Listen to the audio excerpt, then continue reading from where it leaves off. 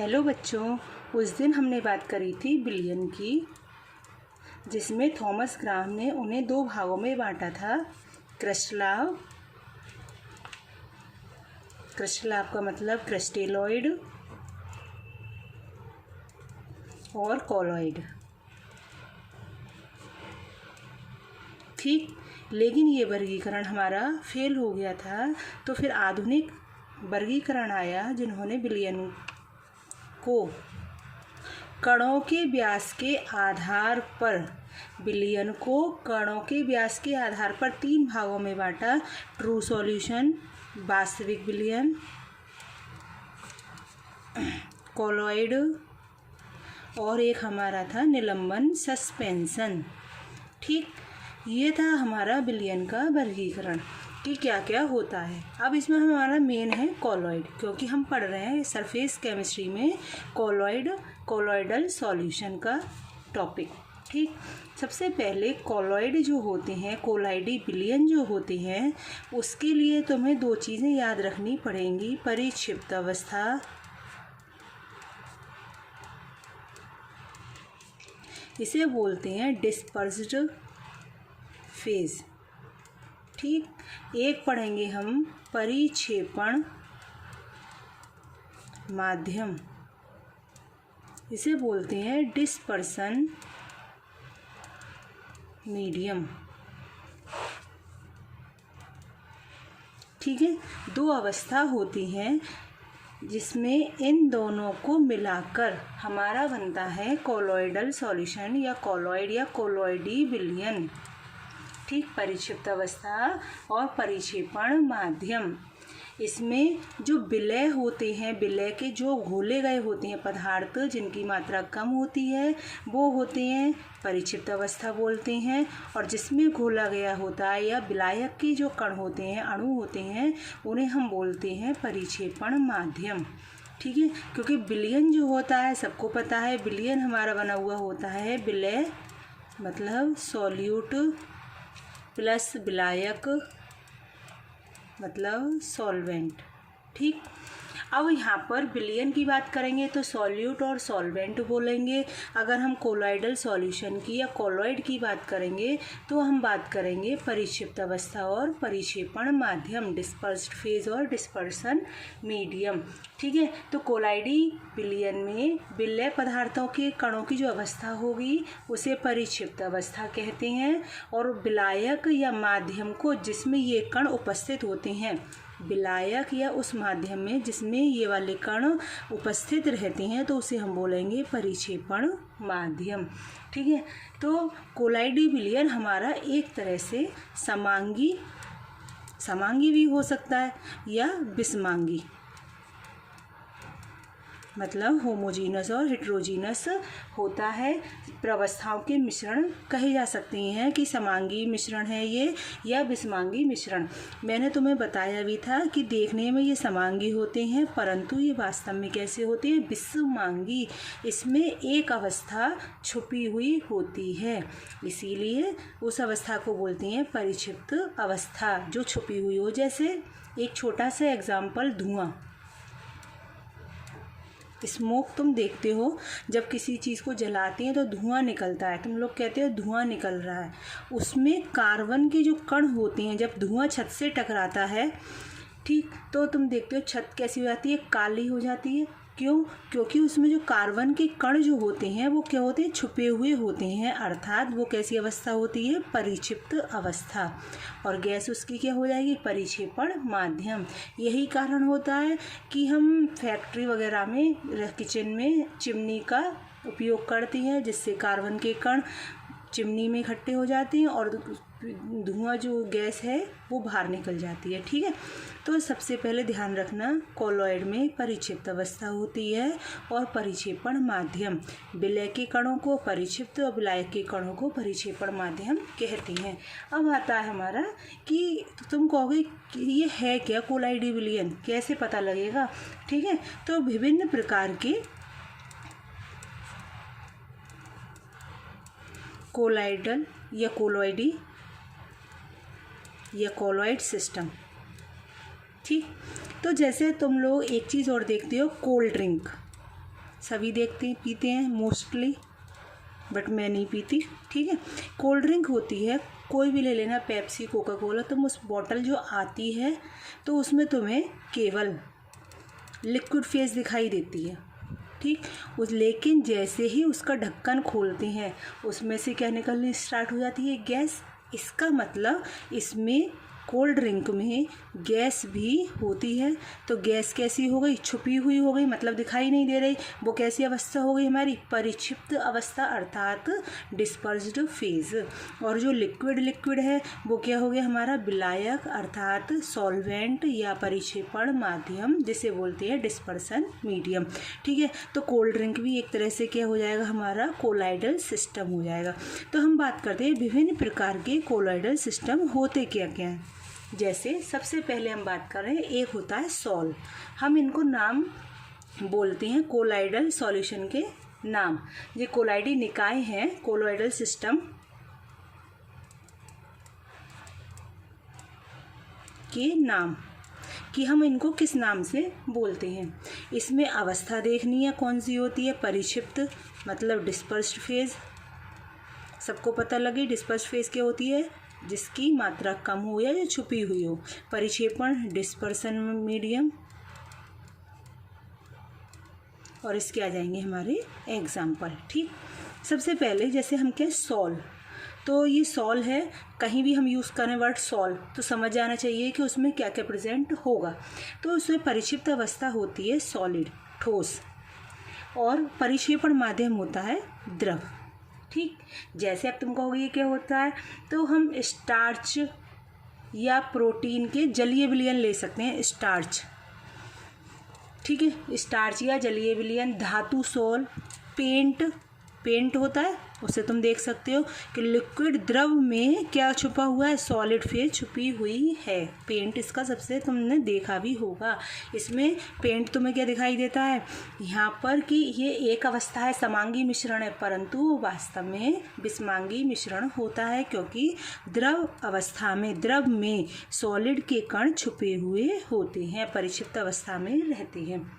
दूसरा आता है हमारा पायस, इमल्सन, हम पायस बोल सकते हैं, इमल्सन बोल सकते हैं। इसमें होता है द्रव में द्रव, दोनों ही क्या होते हैं, द्रव होते हैं। जैसे अब तुम कहोगे द्रव के जैसे क्या बताएं, तो जैसे मिल्क सबसे बहुत पूछा जाता है ऑब्जेक्टिव, मिल्क क्या है, तो मिल्क एक इमल्सन है, ठीक है, मिल्क है। तुम देखो जल में तेल डालो, वाटर में ऑयल मिक्स कर दो, ठीक, तो दोनों ही द्रव है। अगर वाटर ज़्यादा है, ऑयल की मात्रा कम है और उसे शेक कर लो तो वो भी इमल्सन हो गया। या ऑयल में वाटर डाल दो, ऑयल की मात्रा ज़्यादा हो, वाटर की मात्रा कम हो, तो वो भी क्या हो गया, एक प्रकार का हमारा इमल्सन हो गया, पायस हो गया। जल में तेल या तेल में जल, और मिल्क इसका सबसे बड़ा एग्जाम्पल है, ठीक है। तीसरा हम बात करते हैं झाग या फोम। जैसे इसमें अब तुम खुद बताओ, झाग हैं तो झाग किस में होते हैं, द्रव होता है, डिस्पर्सन मीडियम मतलब ज़्यादा होता है, और उसमें कौन होती है हमारी, गैस। जैसे तुम देखो सर्फ, पानी में सर्फ डालो और उसे शेक करो तो देखते हो उसमें बुलबुले आ जाते हैं, झाग उत्पन्न हो जाते हैं। इसका मतलब उसमें द्रव तो था, पानी द्रव है, और उसमें हमने शेक करा तो उसमें गैस एंटर होने लगी, जिसके कारण वो कौन सी फेज़ हो गई हमारी, गैस डिस्पर्स फेज। तो इसके एग्जाम्पल हो जाएंगे साबुन के झाग, कोका कोला के झाग, जैसे मैंने अभी बताया था तुम्हें ये वाला कोल्ड ड्रिंक वाला एग्जाम्पल, ठीक है। इसके बाद बात करते हैं चौथा, ठोस सॉल, सॉलिड सॉल, ठीक। तो सॉलिड सॉल क्या होती हैं, जिसमें दोनों ही सॉलिड हों। जैसे उस दिन मैंने शायद ये वाला रिंग वाला एग्जाम्पल दिया था कि रिंग हमारी एक क्या होती है, कोलॉइडल सॉल्यूशन है, कोलॉइड है, कोलॉइडल सिस्टम है। क्यों है, क्योंकि तुम देखते हो ये रिंग है, ये किसकी बनी हुई है, गोल्ड की बनी हुई है, परंतु इसमें ये 23 कैरेट है। 23 कैरेट का मतलब 85% इसमें सोना है, गोल्ड है, बाकी की 15% इसमें क्या है, अशुद्धि है, इम्प्योरिटीज़ है। दोनों ही क्या है, सॉलिड है, तो सॉलिड है, लेकिन इसमें क्या तुम अशुद्धि देख सकते हो, नहीं। अशुद्धि यहाँ पर क्या हो गई, वो छुपी हुई अवस्था, इसीलिए वो परिक्षिप्त अवस्था हो गई। और रिंग किसकी दिखाई दे रही है, गोल्ड की, इसका मतलब गोल्ड इसमें ज़्यादा है, तो वो कौन हो गया, डिस्पर्सन मीडियम। तो इसके एग्जाम्पल हो जाएंगे हमारे रंगीन कांच, रत्न, काले हीरे, मिश्र धातु। घर में चाकू देखते हो, चाकू भी है, तो चाकू भी एक तरह से मिश्र धातु होती है, तो उसमें स्टेनलेस स्टील है उसमें, ठीक है। तो बहुत सारी चीज़ें मिक्स होती हैं, तो वो भी किसका हो गया हमारा कोलाइडल सिस्टम। Solid, sol. 5वां जेल। जेल तुम देखते हो कि उसमें जेल में क्या होता है, ठोस होता है, डिस्पर्सन मीडियम, और उसमें द्रव मिक्स होता है, लिक्विड फेज छुपी हुई होती है। तुम देखते होगे अक्सर कि बालों में जेल लगाती हैं, तुम बालों वाला जेल ही देख लो, तो उसमें वो लगता सॉलिड सा है, परंतु जब हम उसे बालों में लगाते हैं तो क्या हो जाता है, गीला गीला हो जाता है। इसका मतलब सॉलिड दिख रहा है, और लिक्विड फेज उसमें क्या थी, छुपी हुई थी। तो इसके एग्जाम्पल हो जाएंगे जेल, जेली, पनीर, मक्खन एसेट्रा। मक्खन भी इसका बटर, देखने में बटर कैसा होता है, सॉलिड, परंतु उसमें लिक्विड फेज क्या होती है, छुपी हुई होती है। 6ठा पॉइंट हमारा आता है ठोस झाग। ठोस झाग का मतलब होता है फेन। फेन अब तुमको ये क्या होते हैं ये भी बताते हैं। जैसे इसमें ठोस होगा, सॉलिड, डिस्पर्सन मीडियम ज़्यादा, और उसमें क्या होगी हमारी गैस। जैसे ये वाला था फॉर्म में था द्रव और गैस, यहाँ है ठोस और गैस। जैसे रबर के गद्दे होते हैं, फॉर्म होती है, वो सब किसके एग्जाम्पल हो जाएंगे, इसके। प्यूमिस पत्थर, समुद्री फेन, अवशोषित गैसें, रबड़ आदि, ठीक है। इसके बाद हमारा आता है द्रव एरोसोल। ये बड़ा इम्पोर्टेंट है। ये द्रव एरोसोल क्या होता है,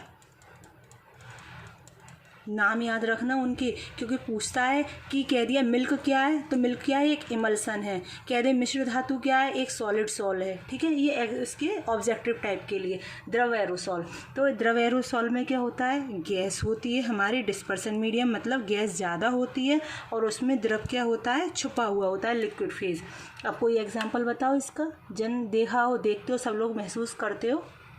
जैसे बादल हैं, कोहरा है, कोहरा पड़ता है तो दिखती वो कैसी है, गैस है कि इसमें गैस है। लेकिन जब वो कभी तुमने देखा होगा तुम्हारे जब हम कोहरे में निकलते हैं, गाड़ी के आगे शीशे में क्या हो जाता है, पानी पानी की बूंदें आ जाती हैं, तो इसका मतलब दिखती तो वो गैस है, लेकिन उसमें पानी, द्रव फेज, लिक्विड फेज क्या होती है, छुपी हुई होती है।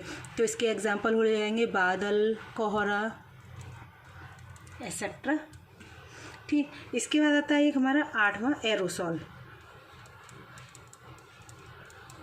एरोसोल क्या होते हैं कि गैस में ठोस हो, छुपा हुआ, मतलब गैस में ठोस छुपा हुआ। अब बताओ इसका एग्जांपल, मैं ऊपर बता भी चुकी हूँ। धुआं, स्मोक, जिसमें क्या होता है, तुम्हें दिखता है कि धुआं निकल रहा है, गैस निकल रही है, परंतु उसमें कार्बन के कण क्या होते हैं, छुपे हुए होते हैं, ठीक है। तो इसका हो जाएगा धुआं, धूल, ज्वालामुखी का लावा आदि आदि, ठीक है। तो ये हो गए हमारे कितने प्रकार के कोलाइडल सिस्टम होते हैं, 8 टाइप के होते हैं, जिसमें हम बात करेंगे sol, emulsion, foam, solid sol, gel, ठोस झाग, द्रव एरोसोल और एरोसोल। इसमें मोस्टली ये तो नहीं पूछते, परंतु हाँ उनके एग्जाम्पल दे दिए जाते हैं और पूछते हैं ये क्या है। जब मैं आगे चैप्टर पढ़ाऊँगी तो मैं वर्ड यूज़ करा करूँगी सॉल में मिलाने पर, तो तुम लोगों के दिमाग में आएगा सॉल क्या है। तो सबको पता होनी चाहिए सॉल क्या है, कि द्रव में क्या मिक्स है, सॉलिड फेज है उसमें, तो इसीलिए उसे क्या बोल रहे हैं, बार बार सॉल बोल रहे हैं। कोलाइडल सिस्टम ना नाम लेकर उसका वर्ड यूज़ कर रहे हैं सॉल, ठीक है। तो ये हमारा कोलाइडल सिस्टम कितने प्रकार का, विभिन्न प्रकार के होते हैं। अब इसके बाद आता है कि हमारे कोलाइडी विलयन जो होते हैं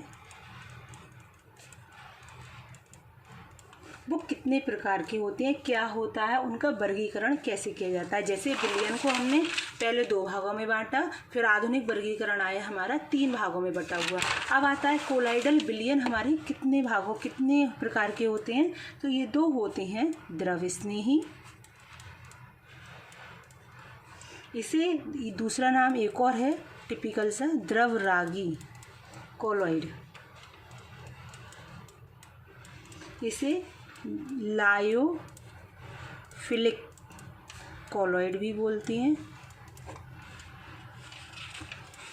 दूसरा होता है हमारा द्रव विरोधी, इसे बोलते हैं या द्रव विरागी कोलॉइड, इसका दूसरे नाम भी याद रख लेना, क्योंकि कभी कभी दूसरे नाम भी आ जाते हैं। और इसे बोलते हैं लायोफोबिक कॉलॉइड, लायोफोबिक कॉलॉइड।